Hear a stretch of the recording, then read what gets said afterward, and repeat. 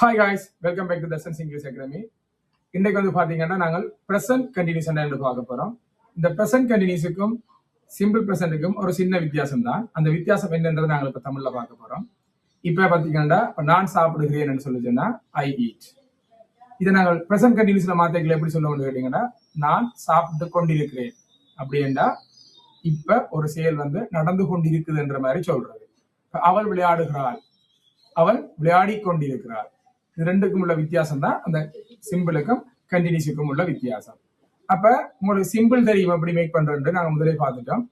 இப்ப இந்த present continuous நாங்க எப்படி செய்வோம்னு சொல்லி கேட்டீங்கன்னா, சப்ஜெக்டோட ஐ ஆம் இஸ் ஆர் ஆட் பண்ணிட்டு வேர்ப்பை வந்து ஐஎன்ஜி ஃபார்ம்ல போடுவோம்.